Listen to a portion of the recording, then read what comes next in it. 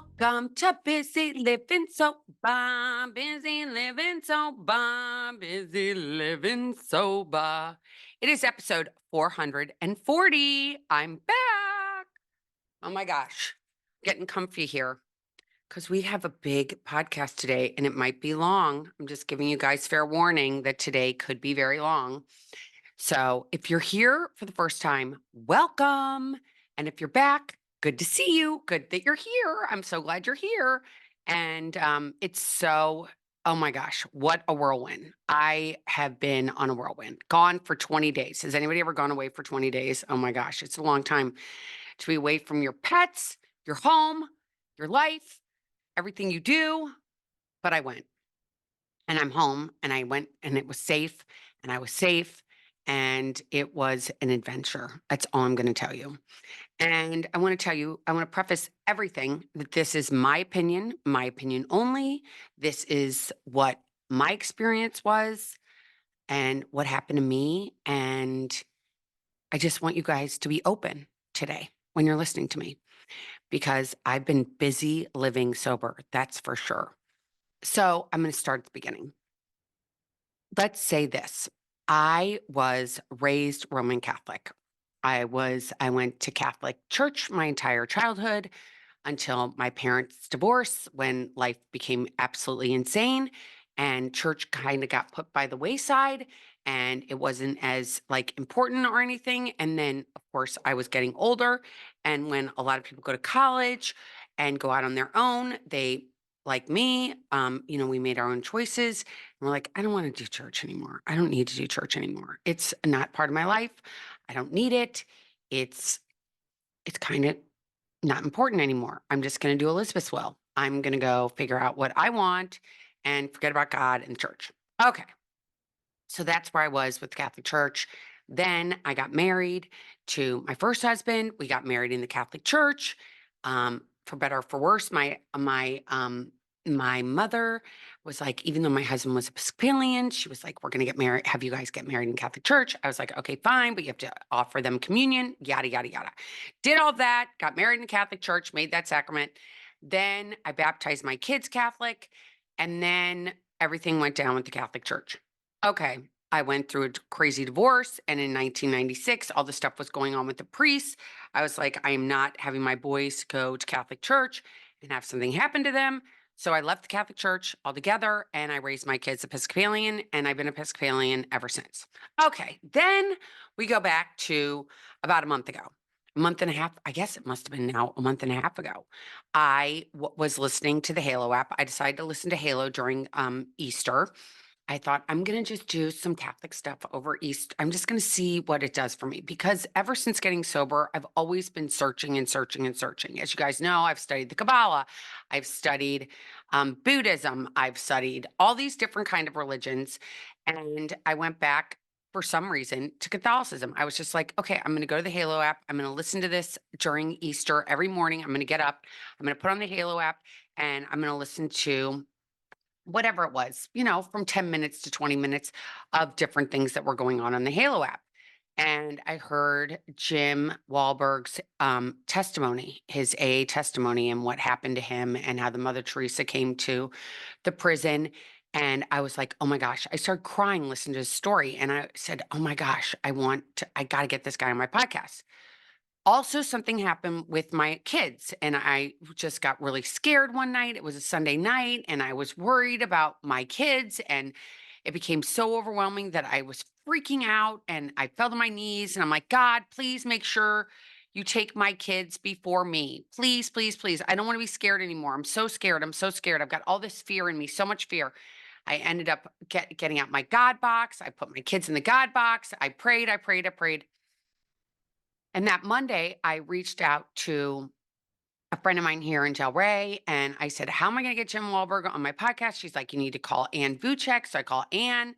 I had Ann on the show. I had Holly Carney on the show. And during that, they said, do you want to go to Medjoria? And I'm like, well, I'd heard about Medjoria from my friend Amanda.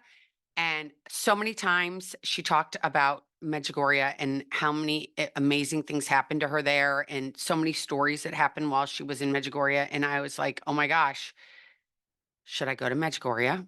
Now, for you guys who don't know what Medjugorje is, it's a small little town in Bosnia Herzegovina. It used to be part of Yugoslavia, communist country. You know, if you were Catholic back in the day, you weren't even allowed. You had to be hidden. It was like you couldn't be Catholic. I mean, the government was Tito was his name, was the dictator, and he was all over everybody and said you can't. Now, I might be getting some of this wrong, by the way. This is again my opinion, and I'm just relating this to you, but. So Bosnia, this small town, Medjugorje, and 5 people went up to this mountain, and one woman was she'd grown up in, Sarajevo, and her family was Catholic, but she had relatives in Medjugorje, and she went to visit Medjugorje, and Medjugorje was a very, very, very impoverished town, small little town in the middle of Bosnia in the mountains, teeny, teeny, teeny town, like a bleep when it comes to the world and cities and everything else. It's like teeny, teeny, teeny. Nothing was going on there. The families that were living there, they farmed, most of them, and they farmed for tobacco, and that was their way of making money. But no one was really, really rich, but they were devout Catholics there. And they, for one, had a very small church, and that church was not big enough. So in 1969, they finished this humongous church, and they didn't know, why are we making this huge church? This is crazy. Why? And everybody in the town was like, why are you making St. James? That's the name of the parish. So big. And they said, I don't know, but the priests did. They made it this humongous church. Hence, fast forward to 1981. It was June of 1981, and these kids go up this hill. Apparition Hill is now what they call it. And they saw the Blessed Mother. The Blessed Mother appeared to these children. And if you've read about Fatima, which Holly Carney did a movie called Fatima in 2020, it was amazing, amazing. You've got to watch that movie. And so, the Blessed Mother appears there and has been appearing since 1981. Okay, so I'd known the Blessed Mother had been appearing there. I'd known that major important things had happened there. People were cured of different diseases. People were able to see that couldn't see. People that couldn't walk could walk after being there. And so they said, "Do you want to go?" And I don't know if you guys can relate to this, but I am not a person that really goes and investigates things that much. I'm just not. I'm kind of like, if I get asked, if there's nothing really dangerous about it and I can afford it, I make it happen, because why not? You only live once. And so Anne said, "Do you want to go to Medjugorje?" And I said, "Let me sleep on it." That's again something I never do. I never sleep on anything. I just go, go, go. So I slept on it. I spoke to Amanda. I spoke to JF, my husband, and he said, "Why not go?" So, okay, fast forward, I'm going. I'm not really thinking about it again. I'm like, I'm going to Bosnia. I booked the tickets wrong. So I got there a day before everybody else was supposed to get there. I talked to Holly. I said, "Do you want to come? Do you want to come?" And 2 days before we were leaving, I convinced her to join me. And I'd never met her in real life. I'd met her on my podcast on Zoom. And so I go to Miami Airport. She comes down the escalator. We give each other this big bear hug. We're like, "Oh, we're doing this." And embarked on our adventure to Medjugorje. Now, I also went to Italy. I'm not talking about Italy until next week, so we'll get to that next week. But this week, we're just focusing on Medjugorje and what happened there. So we fly over. We fly from Miami to Rome, carrying heavy bags. My bag, oh my gosh, we brought 1 suitcase each because I thought that that's all I could bring. In reality, I should have brought a much bigger suitcase. I ended up having to buy another suitcase in Medjugorje. But we get there and we're carrying all these heavy bags. We're sweating, we're running. We get to Rome Airport. Then we had to go to, Terminal 1 from Terminal 2. And it's this huge place. I've never been there before. Thank God Holly had. And we go over to Ryanair. We get on Ryanair. We end up we're running there to catch the plane. And we're like the last gate. You know how this stuff is? It's crazy. So we're at the last gate. We're the last people getting on the plane. It's crazy. We fly from Rome to Split, Croatia. We get to Split, Croatia. We spend the night there. We had a wonderful, wonderful dinner. We got up the next day, went on an amazing tour of the palace that's in Split, which has been around since like 7 BC, like just crazy old, old, old, old, old. In fact, some of the places in that palace were in that show, Game of Thrones. So anyway, we went there, did an amazing, amazing tour. Now, Anne and Holly are best friends. Anne had no idea Holly was coming. So we get to the airport at Split where I was supposed to meet everybody on the bus. And we get there and we surprise Anne with Holly. And that is just amazing and magical in itself. Just watching Anne's face and Holly's face, seeing each other in the airport going, oh my gosh, we're going on this together. And Holly and Anne are both working on this movie about Medjugorje. So that was amazing too. Father Dan Rahel was there. And then other pilgrims that were on the pilgrimage were there. And again, now here I am, sober girl, not been a practicing Catholic for 40 years. Okay, I'm going on this adventure. Now, all these people are devout. They all believe. They all are like, they all are, everybody's in this total hook, line, and sinker. They're all like, oh, we're going to see Mary. We're going to have an amazing experience. Had all, like, we're all in a place. I don't know if they had expectations, but for me, again, I'm like here and I'm just going. I'm just walking. Do you know what I mean? Just walking. No preconceived notions, no thoughts of this is going to be like this is going to be like that. I had no idea. So we get on the bus and we forgot somebody. We had to turn around. That was kind of funny, but and that didn't upset, like just nothing upset me.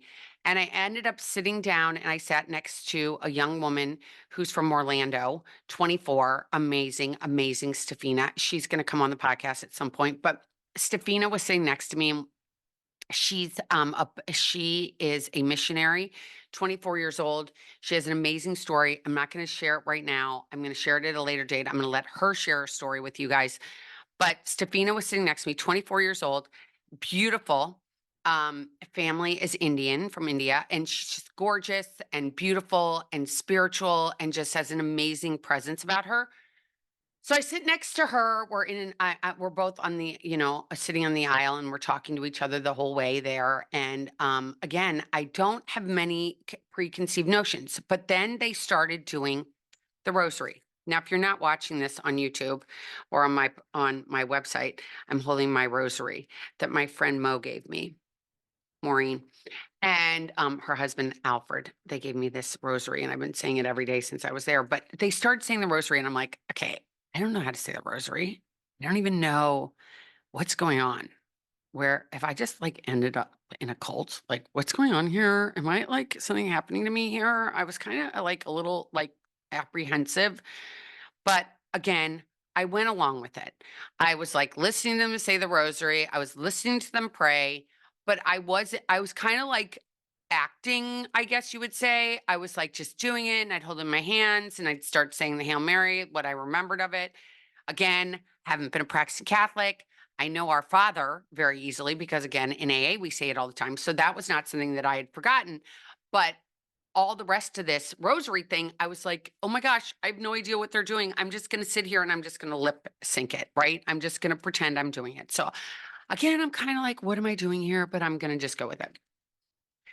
So we get to the hotel and I don't know if you guys know this about me, but you can imagine I kind of like stay in nicer places, not really like, when you have a nice bed at home, you kind of want to have a nice bed when you go. Well, it was like a dormitory and no frills, very basic, very clean. It was very clean. Um, but I was in a twin bed by myself in this room with just a shower and a bathroom. And again, it was a pilgrimage. So it was not supposed to be. And again, I didn't read about this at all. I didn't look into anything. I just went with it. So they're like, you're staying in this hotel. I'm like, okay, I'm staying in this hotel. I'm going to be in this room. So I'm in that room and, there's pretty much just two beds, a desk, a little armoire thing, and a bathroom. And there's a crucifix on the wall and there's a window. And I'm in Medjugorje. And I'm like, what am I doing here? Oh my gosh. I just came here. They had food.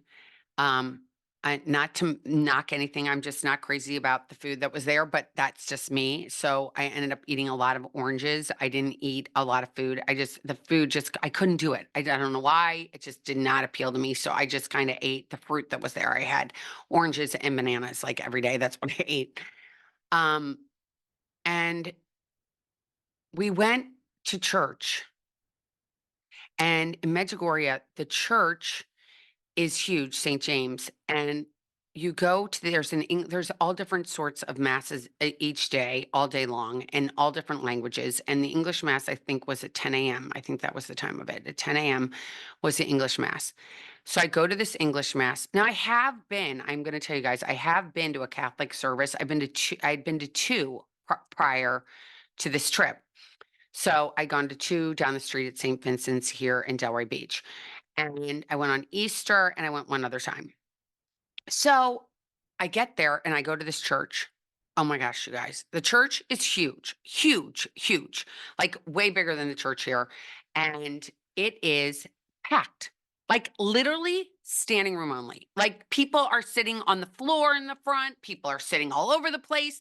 I mean, it was like Easter and Christmas times like 10. It was like everybody in the world was at this service at 10 a.m. I think it was on a Monday or no, it must have been on a Wednesday or Thursday. And I was like, what are all these people doing here from all over the world that were English speaking were at this service? The priest was Indian and he was amazing. And I was just like, wow. And just seeing all these people that arrived at this church in the middle of this little town in Bosnia was just kind of overwhelming, to be completely honest. It was like, what is going on and where have I landed? And again, I took it all in. I felt the feelings. I just felt like, okay, Elizabeth, just walk with this. Just walk with this. You don't need to be scared. Just keep walking. You're going to be okay. You're going to be okay. You know, ever since quitting drinking and getting sober, it's like everything's been okay. So why wouldn't this be okay? All right. So I'm going to be okay. So I go to church. I got no, I didn't get communion. I did not get communion the first time I went because they had talked to me about how I hadn't been to confession, my marriage hadn't been annulled from, my first husband. Um, I had all these things that were like dings against me that you're not allowed to get communion. So I'm like, okay, fine. I'm not going to get communion. I'll just sit here and pretend like I'm just going to take this in. I'm going to listen to what the priest says, which I did. And he said so many things that were like, wait a minute. He said yoga was bad. I was like, what do you mean? It's like yoga will bring darkness into your house. I'm like, wait a minute. I've been studying yoga. I went to school for it. I got my certification. And you're telling me this is a bad thing? And they're like, yes, the priest is talking about it, how there's these dark spirits everywhere in the world. Now I'm going to stop. I'm going to do time out here. I have known that there's been dark spirits around. Okay. We all have seen it, especially since COVID. It has been alarming, right? Alarming how dark everything is in the world, right?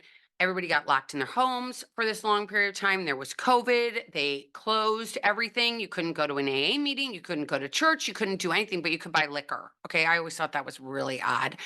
But that's how life was, back 4 years ago. I can't believe it's been 4 years, but it has. And ever since then, there's been this feeling or this sense of darkness everywhere we go, right? And I don't care what your political beliefs are, but I feel like ever since we've had Biden in office, we have all this woke stuff, we have all this transgender stuff, all this stuff that we'd never, and it happened like that, like that.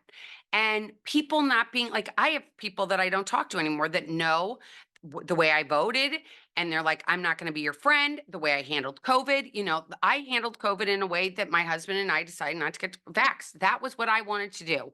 Okay. I didn't feel like it was important to us. We lived in we weren't that social, and it was just the two of us, and we felt like it wasn't important. The social pressure was not, it didn't happen to us. We just decided as husband and wife that we weren't going to do this. And that was my choice. Hence, then I'm not friends with certain people.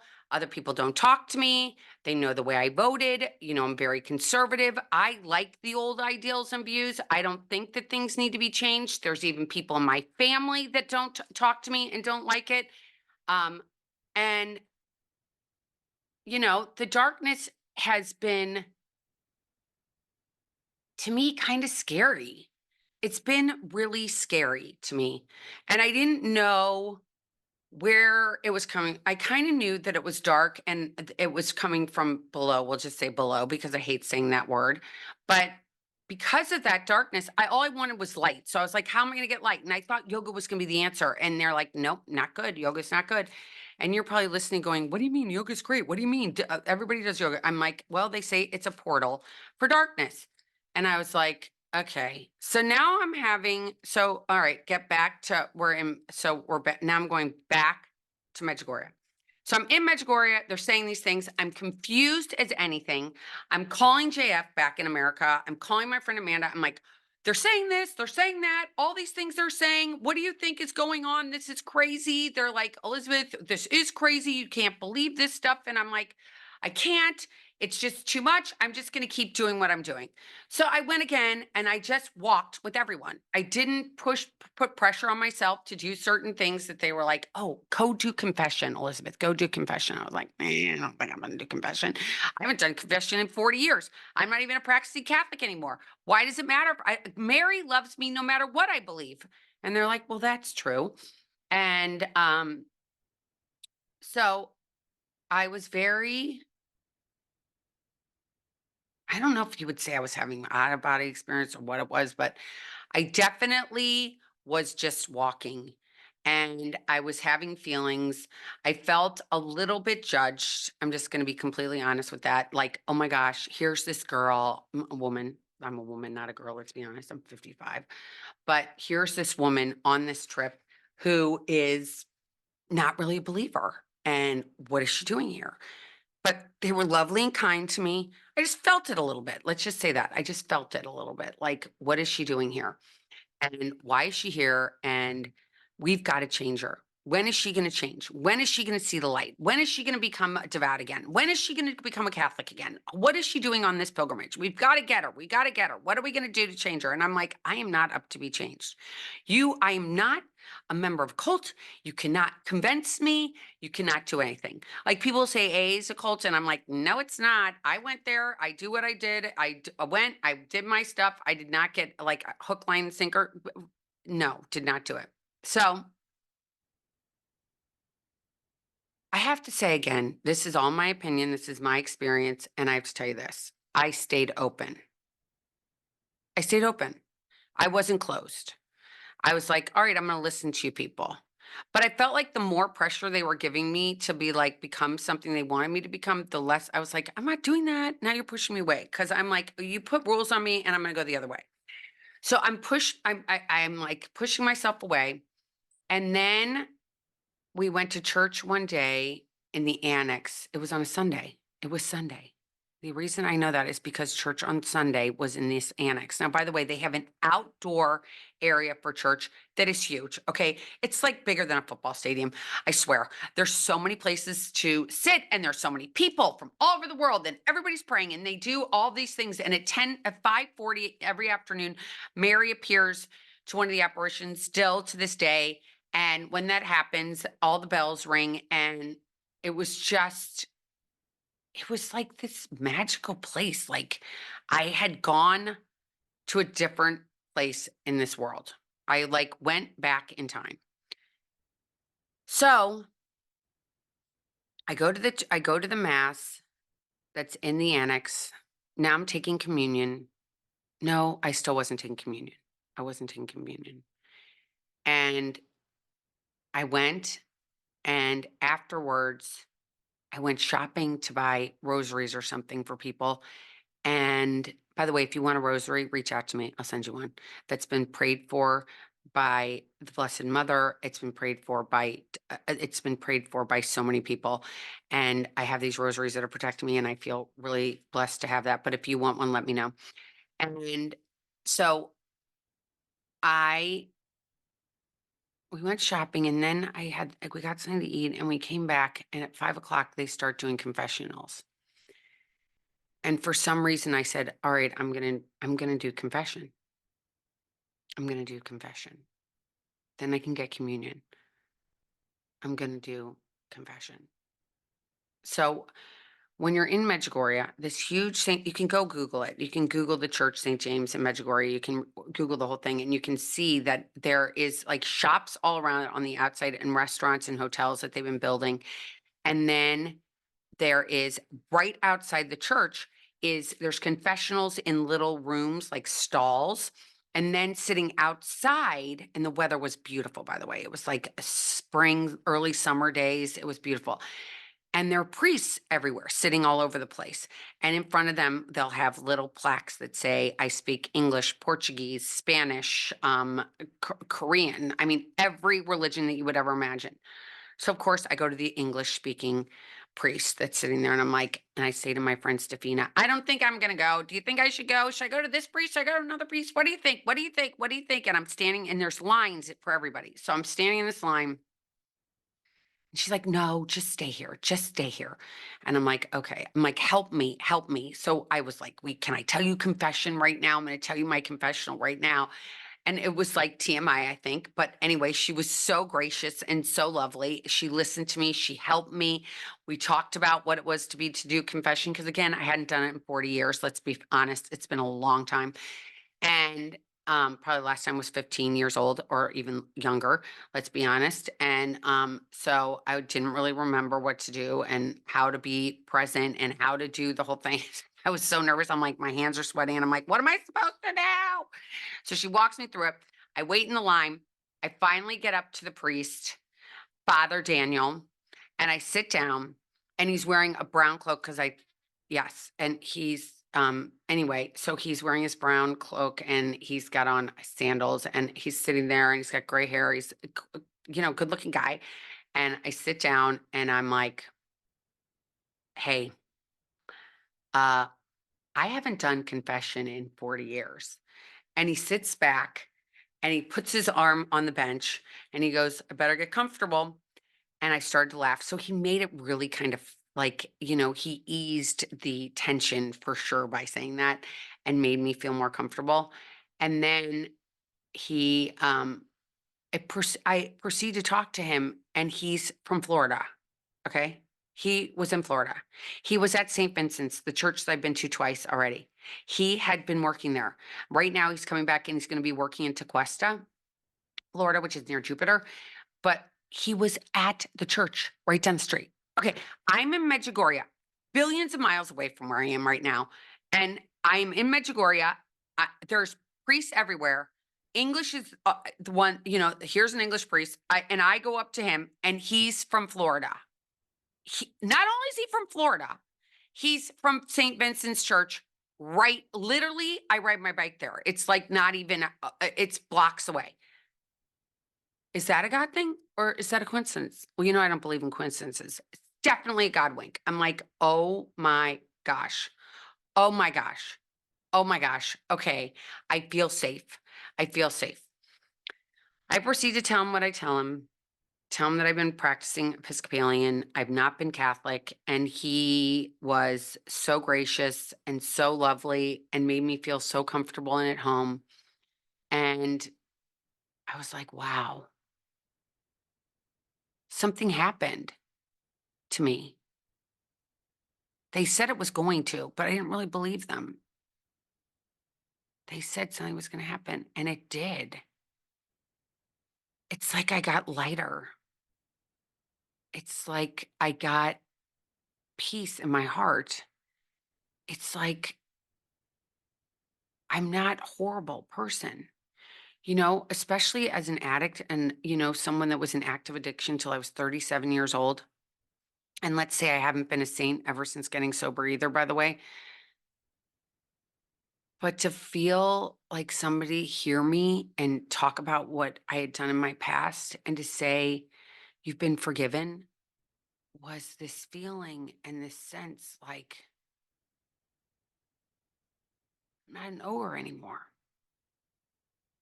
I'm not an ogre. I don't have to carry this stuff around that I've carried around as much as I've said 4 steps and fifth steps, actually written out 4 steps and done a fifth step with my sponsor and done that many, many, many times. But it was different with a priest and in Medjugorje and being able to say, okay, all this stuff that I've had for so many years from when I was a kid, all these things that I had done and all these problems I caused and all this anxiety I provided towards just everything, just so much stuff. And you guys, if you're out there, you know what I'm talking about. Just the stuff, the heaviness that we carry around of our past and how it weighs us down as much as we're like, we're okay, we're okay, we're okay. We know that that's gnawing in the back of us. And I have to tell you, when I did confession with Father Daniel in Medjugorje, something changed. The Elizabeth that was like, always had this sense of shame about myself, disappeared. It was like it vanished. It's like he cleaned my soul right there. He was able to clean my soul and tell me that I'm okay. You've been forgiven, Elizabeth. That sense of something that I hadn't had since I was a little kid, like a little girl. You know, when you'd stolen a piece of gum, which I didn't really even steal a piece of gum, but I called my sister names. I get in fight with my siblings. I get in fight with my mom. Like all these things that I used to talk about when I was little. I remembered that feeling that I had when I was little, when I would go to church and say confession at Annunciata Church in St. Louis, Missouri. That little girl came back and she's like, "It's okay, Elizabeth. You're okay. God's forgiven you."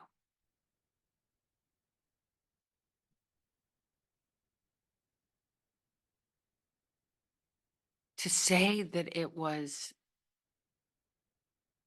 life changing would be like less, there's like no words that I can use today to tell you guys that it was like finally all this stuff, this yucky, dirty stuff that I've been carrying in this bag that defined me and just made me have this edge and made me had this whole thing of like persona. It took over everything, right? Like it was this thing that was just like I would try to fake it so much, so much, so much, and be like, I'm in the light, I'm in the light, I'm in the light. I'd say it all the time. I'm in the light, I'm in the light. I have forgiveness, I have forgiveness. I have no more shame. I even patented sober, not ashamed.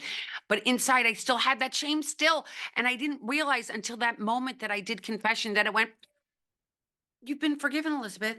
You're okay. It was actually sitting there with another human being that was a priest. And priests aren't perfect, but he was lovely and so understanding and so not judgmental and so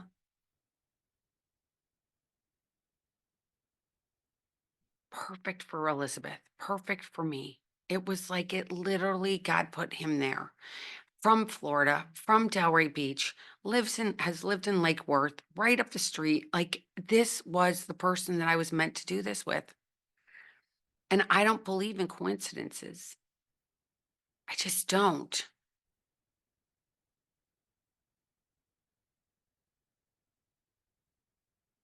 I've changed. I can tell you that. Um, I've changed. I have seen things. So while I was in Medjugorje, I mentioned that apparition hill. So there's a huge statue of Mary at the top of where she had appeared to these people in 1981, these 5 people. And she's there. And if it's 6 people, look at me. I'm like so terrible. I should go do my research. But let's just say when she appeared to the people, 1981 for the first time, there is a statue of Mary there. Okay, this to get to the statue of Mary is not easy. Okay, I'm not going to tell you it was easy whatsoever. Okay, it was hard. I'm not a hiker. I do not like to hike. I think it's better to fly over in something and see it rather than hiking. I'm just not a hiker. I just don't like to hike. I'm scared of falling. I'm scared of all these things.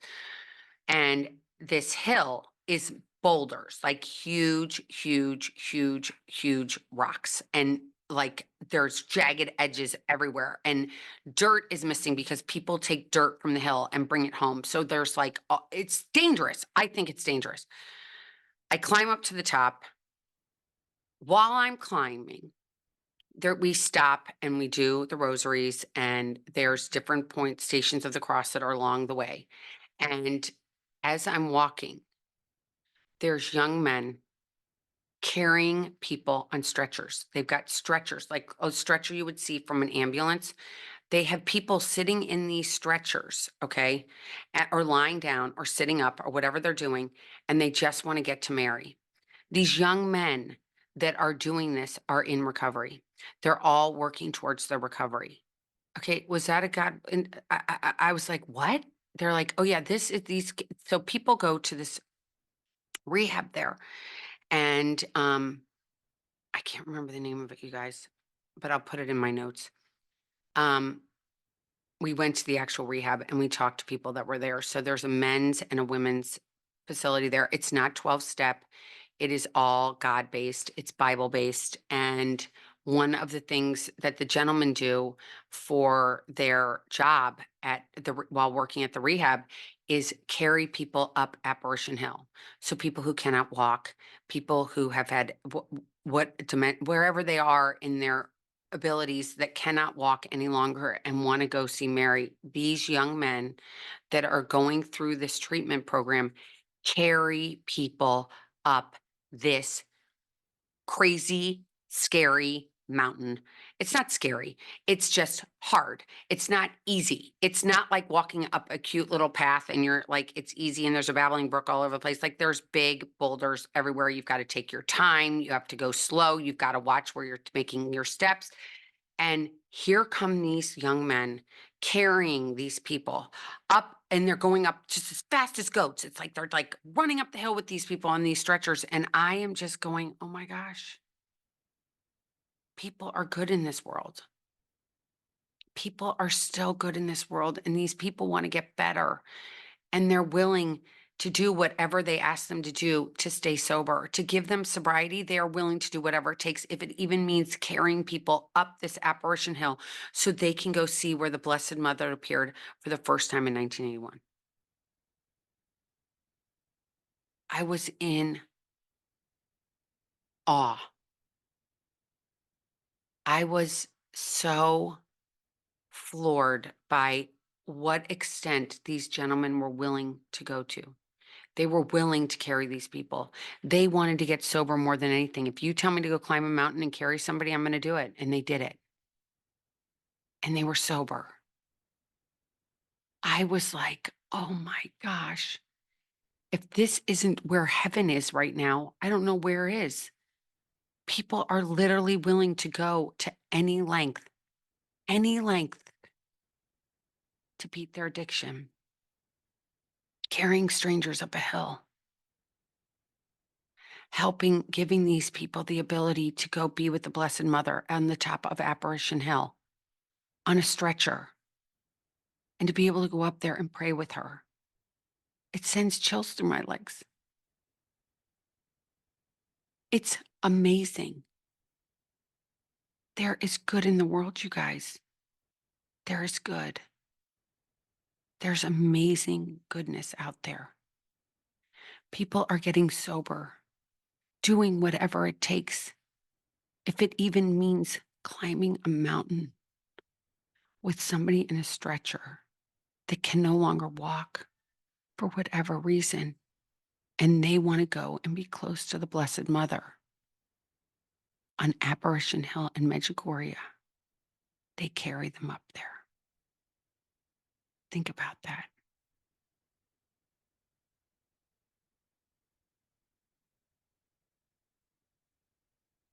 Think about what that would be like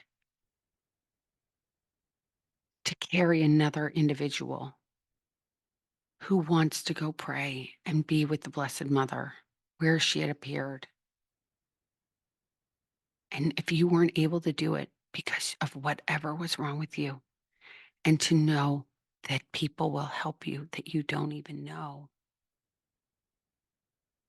That to me is life. That to me is what we're all about as human beings, and we forget that. We forget that we have the ability to help others in any way we can, and strangers we can help. My entire journey through sobriety has always been with strangers helping me along the way. People I didn't pay any money to, people that were just there willing to help. At Medjoria, I saw it in a way that I'd never seen it before. With men carrying up these arduous, so heavy, scary, and I've got to stop saying scary, a really tough climb. And they're carrying people up this mountain. Did that bring me faith? Oh, you better want to know it. Did that bring me hope? You have no idea. It gave me a sense that everything can be okay again.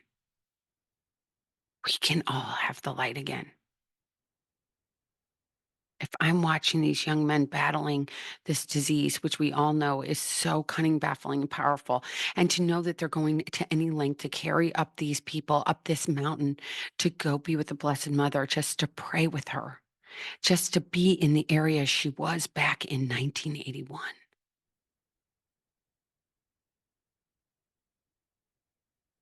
That gave me such a sense of like, there is a God, you guys.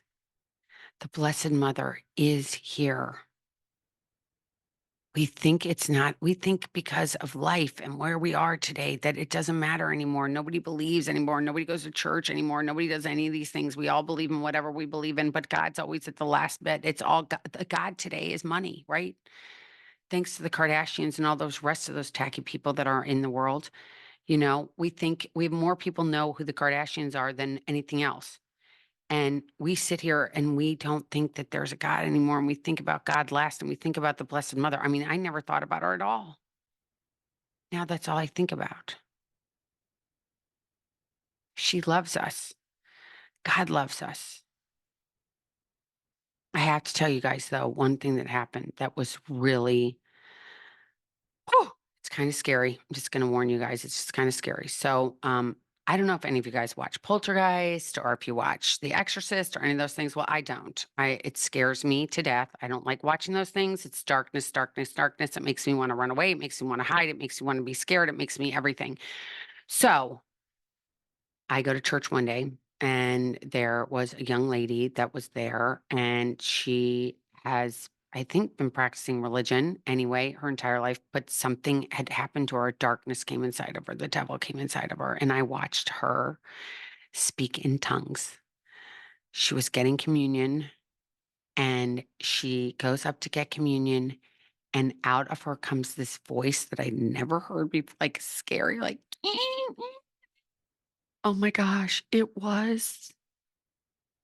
Then her body contorted into different, oh, it was just, I gotta tell you guys, it was one of the scariest things I've ever seen in my entire life.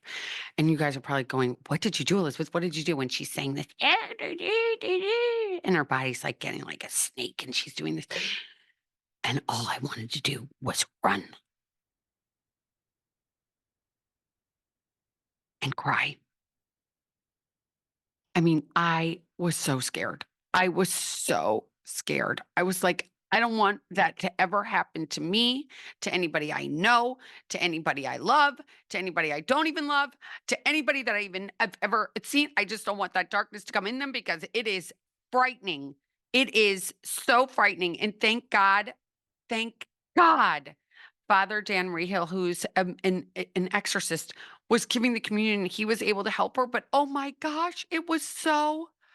I mean, people there had seen it before, but I hadn't. And these people are like, oh, well, I've seen it before. I was like, I've never seen this and I don't want to ever see it again. I just watched somebody that was possessed in real life. Oh my gosh, she was normal looking, like literally cute, adorable woman. Adorable, adorable, a mom, a daughter, a sister, everything, and she's there and she's going through this darkness, and I'm like, "Oh my gosh, I don't want any of this near me." Run, Elizabeth, run. Cry, you're scared. I was so scared. I was so scared.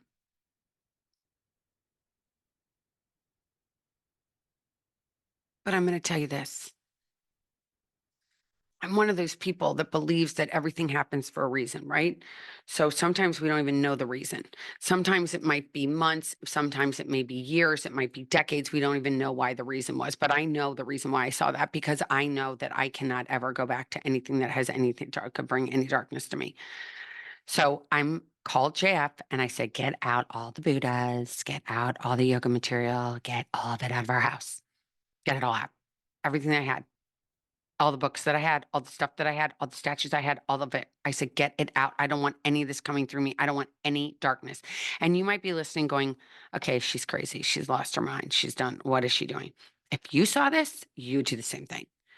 I am telling you, it was the darkness is here.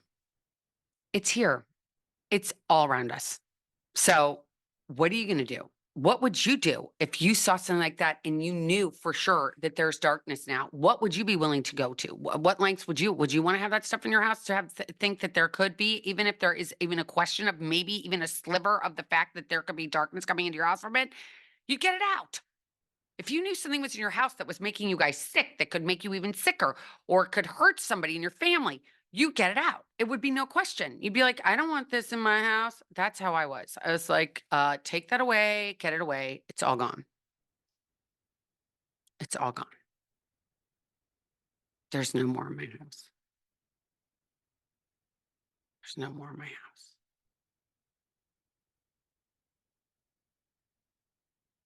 I saw that darkness and I saw the woman the next day and I gave her a hug and I said, thank you. Thank you for showing me that because she saved me in a weird way. She scared the you know what's out of me and which propelled me to change. And that's what it is for all of us, right? Things happen that we get scared of and we're like, what am I going to do? What length am I willing to go to not be scared anymore?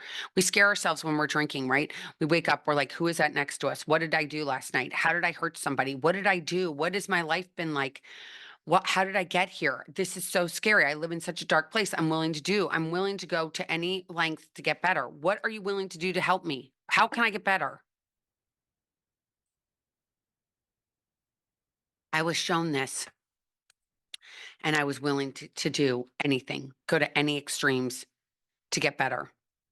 I was willing to do whatever it was to get me closer to God, less than further away from God. It's like getting further away from a drink. Like all you want to do is get so far away from it. You want to put miles, you want to put so much time in between you and that last drink, right? You just can't wait for the days to go by when you're back to yourself and you feel good again.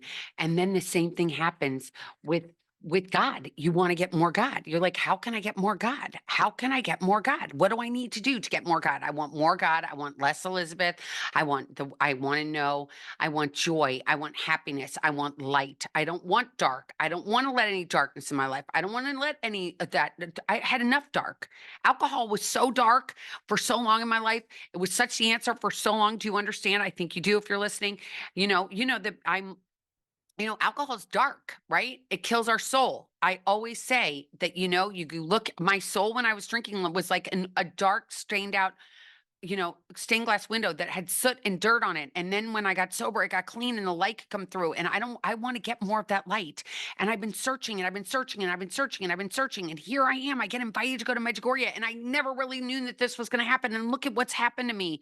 I was willing to go to this. I was willing to say yes. I was willing to walk this walk. I was willing to go take this initiative and go. And I'm going to tell you, you guys are like, so wait a minute, what it's so magical. So she appears. What does that mean? And that's what I was like, what do you mean Mary appears? What does that really look like? What are you talking about? She appears. Like, what do you mean? Is she like, you can touch her? What is going on here? So Anne Vucek, who's so smart, said to me, because she's been going there since she was a little girl, she's Croatian, and she said, Elizabeth, it's like Mary appears, like there is, and it says in the Bible, right? There's this thin line between earth, heaven, and earth, right? There's a thin curtain, like a play, right? And Mary is there in her realm above us in heaven, and she appears. to these people, and she still is. And I said, "Well, what does that look like? Give me," and like, are we talking about like the Hunger Games or something? And she's like, "Well, kinda, I guess. Yeah, like there is a screen between us and heaven." And Mary is there and she's appearing.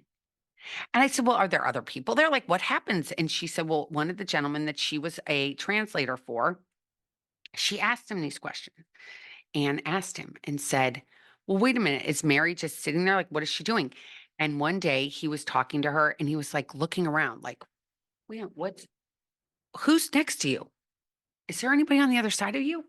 What's going on, Mary? Like, you're there giving me your message, but," and he could see other people walking around.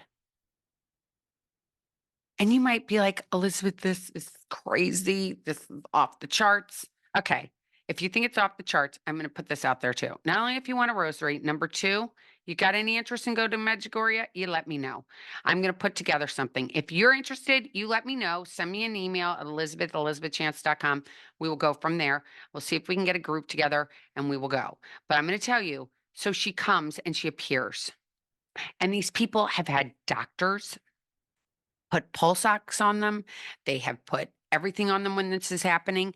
And the people just go and they just talk to her. And she's like this, and they're talking, and their blood pressure goes down. They get this sense of just complete and utter calmness. Like I just got chills talking about it. Um, and they talk to her, and she appears, and her messages are pretty much say a rosary every day. If you're like, "How do I say the rosary?" If you wanna know, I'll put a link in there of what I do because I use the Halo app and I love it, and there's all different people you can listen to, even including Andre Bocelli. He takes you through, um, the rosary, and it's beautiful, and he's with his son and his daughter, and it is beautiful. I love well, who doesn't love Andre Bocelli? And then if you want something a little more hip, I guess you go to Mark Wahlberg, and there's all different people that you can listen to, but so I've been saying the rosary, and you set an intention prior to doing the rosary and they walk you through it. And it just gives me a sense of peace. And if you're going to tell me that we're going to peace on this planet where there's darkness everywhere, okay, let's face it, it's happening in Bosnia, it's happening in India, it's happening all over the world. If you're going to tell me that I can say this rosary and there's a chance that things could get better, sign me up. Fast on Wednesdays and Fridays. Do not only have water and bread. You can have water and bread on Wednesdays and Fridays and fast. I mean, obviously, that's under doctor's approval if you decide to do this. For me, I haven't done the fasting yet. I'm not going to lie. I have not done the fasting yet. I've been in Italy, which the food, oh my gosh, we'll talk about that Italy next week. But I have a new sense of faith. I have a new sense of appreciation, a new sense of love for my fellow man, for my fellow woman, for everybody that's out there. We're in dark times. It's not a lie. And whatever we need to do to come together and make the world a better place, we need to do it. And I'm recommitting to my Catholicism. Can you believe it? Yes, you can. I went to Mass yesterday on Monday because I didn't get to go on Sunday because I was traveling. And I am saying going to go to confession once a month. And I am really, it's giving me strength. You guys, it's giving me strength. As crazy as you may think I am after listening to me today, I don't know. Or is it going to resonate with you? I don't know. Are you going to be a believer? I don't know. Are you going to want to do what I've done? I don't know. Are you going to want to turn this off and never listen to me again? I don't know. I don't know. I just know this. If you look back in history, BC, before Christ, AD, all these times, all this history, what the Bible says. The Bible is the number one selling book in the world. Okay, you guys, the number one selling book. I'll never forget what Ben Shapiro said. Ben Shapiro said, "You want to get, mental health clarity, read the Bible." It's so interesting. I got to tell you guys one other story I truly forgot. So when I was there in Bosnia, you know me. I don't know if you know me, but I love to hang out with young people and I love to hang out with people who live in that area. It's just my jam. I like to figure out what are the locals like, what are the local, and why not a bunch of young kids in their 20s and 30s. So I go out with these guys. They're in their there are four of them, and they're in their 20s. And we're sitting outside of this bar. And of course, me and my Pellegrino. And I'm sitting there talking to them and asking them all these questions. And I said, what is it like living here? Like, you guys, there's no mall, you guys, there's nothing. Okay. Nothing. I was like, do you guys get Amazon? They started to laugh at me. Like, no, we do not have Amazon delivery here. And they are big believers in going to church. I went to one of many churches while I was there. And when I went to one of them I think it was on a Saturday, I think, and there were more babies being baptized than I've ever seen. And by the way, the people are gorgeous. Women, stunning. Men, stunning. Beautiful, beautiful people. So I'm sitting with these guys and I'm like, oh my gosh, I can't believe you guys go to church. They're like, of course we go to church. We go to church they do confession. These young 20-something-year-olds, good looking as anything. They're drinking, they're smoking cigarettes. I mean, they still do that, but they're like, I said to them, so they're like, I can't imagine living in America. I can't imagine if they taught our kids what they're teaching everybody in America today. I said, what do you mean? He goes, that woke stuff. Can you imagine? I'd shoot somebody who wanted to teach my kids that. What? Like, what? They're like, oh, yeah, there's no way that would happen in our country. And then they said, and can you imagine having an abortion? That is just the worst thing in the world. Like, who would ever do that? Like, it was like completely foreign. Now, here, we're like, I don't know, if we're just oblivious to it. It's just been part of our life for so long. Everybody does it. Like, what's the deal? And so I, of course, in turn looked at them and I said, wait a minute. What do you mean? What if there's incest or rape or something? Wouldn't you have to have an abortion? He looked at me straight in the eye and said, we don't have mental illness in Bosnia, Croatia, Medjoria, Medjoria. Wow. I just took a deep breath and said, wow, wow, wow, wow.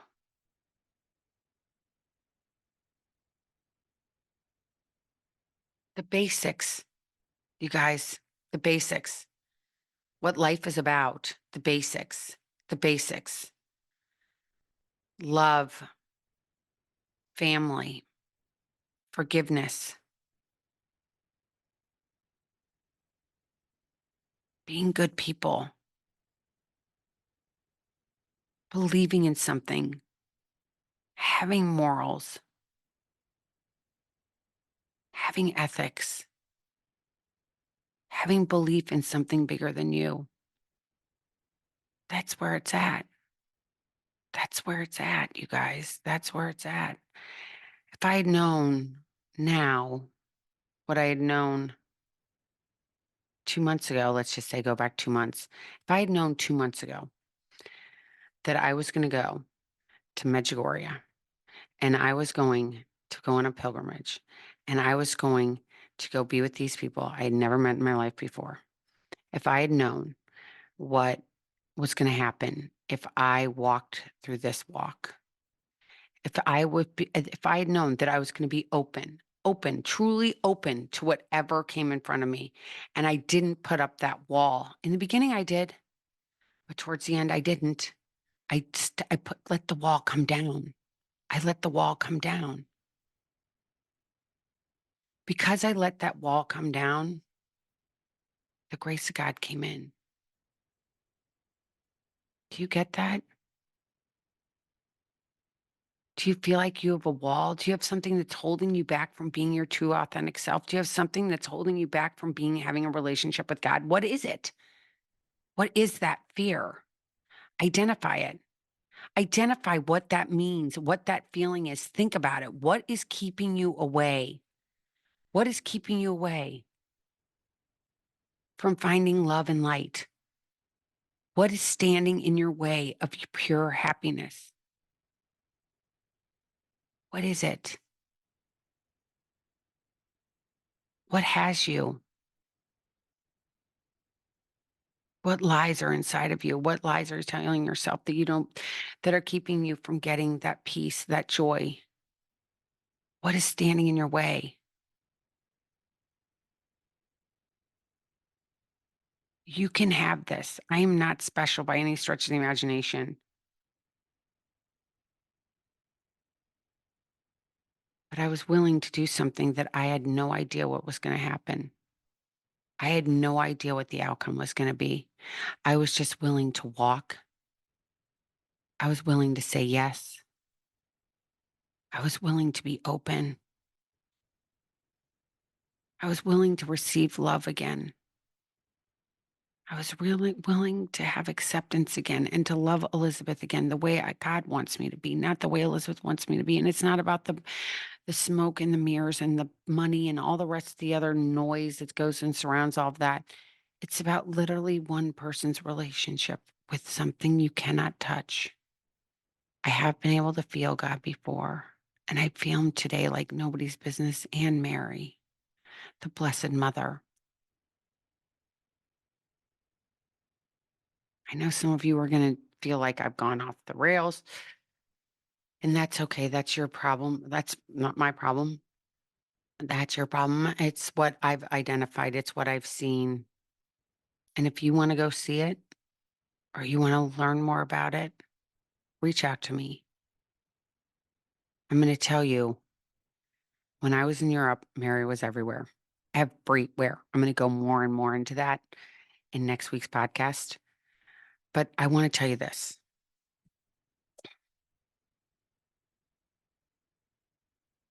There's goodness in the world, you guys. God is good. Mary is good. People love you. I love you, and I don't even know you, some of you. But you know what? It's having faith. It's having hope. It's having love. All of those things. Faith, hope, love. Hope, love, faith. You don't have to, it's just putting down the drink or putting down whatever that addiction is, and then getting to this place that you just know in your heart, God, I'm good. I'm welcoming you back in my life, whatever way that looks like for you.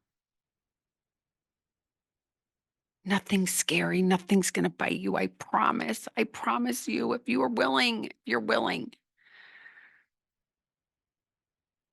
God is good. Life is good. You are good. You're on your journey. Just remember that you're on your journey. You're on your journey. You're not at your destination. None of us start our destination until we're under the ground or in ashes or whatever we decide to be when we die. While you're still here, you've got every reason to have hope, faith, and love. You've got it. Just chase it. Do whatever it takes to get there.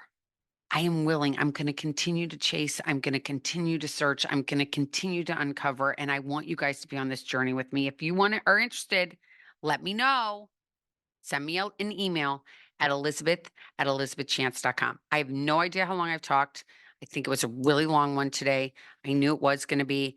I was really nervous about this, just to be honest with you guys. I was like, oh my gosh, what am I going to say? And I've just been praying like crazy. Hence, I have my rosary in my hand and a medal from my friend, Dr. Bob, who was on our trip, who handed out these to me. He handed out these medals of Mary that have been to Fatima. They've been to Mexico. They've been to Portugal, Mexico, and Medjoria. And he gave me a bunch of them, and I've been handing them out like crazy. Dr. Bob, if you're listening, thank you for these. But I had this in my hand. I've had the rosary in my hand, and I've been praying the whole time I've been going through here. And that I hope that somebody got something from today's message that helps them, helps you. I'm trying to help you get to a better place, a place of love, a place of acceptance, of a place of God being good, a place of knowing that everything can be okay. I'm going to tell you this. I'm going to end with this. I know there's rehabs. I know there's pills. I know there's all sorts of things that can help you on your journey. I needed a spiritual awakening for me to get to where I am today. I could not have done this without God. This was God the entire time, my entire life. God is the one that had me go with the Blessed Mother. And Amanda told me that the Blessed Mother, the only reason you got invited to Medjugorje is because the Blessed Mother wants you to go. So she said, you were invited to go. I got invited to go. I've been willing to walk. Everything that's happened in my life has been spiritual. I am willing to just have God be my director. Elizabeth isn't the director. I'm just here to go. Wherever you want me to go, I turn my will and my life over to care of God. That's it. How does that sound to you? Okay. I hope it sounded good. I hope you enjoyed today's podcast. And if you would like to get my newsletter, subscribe, go to my website, Elizabeth at elizabethchance.com or busylivingsober.com, BUSY livingsober.com. And you can sign up for my newsletter, which comes out every Friday. On Thursdays, I do a Thursday, which I will be back this Thursday with fun mocktail. And I want you to know this, you are not alone. We are on this journey together, and we just have to do this one day at a time. And some days it's 1 minute at a time, 1 hour at a time. But you got this, okay? You are not alone. I promise you, you are not alone. I'm sending you guys all hugs. I'm so happy to be back with you guys. I'm so happy that I did this. I'm so happy to see what's going to come for my future and what's going to come for your future. I'm so excited for all of us. And until next time, everybody, keep getting busy. Living. Bye.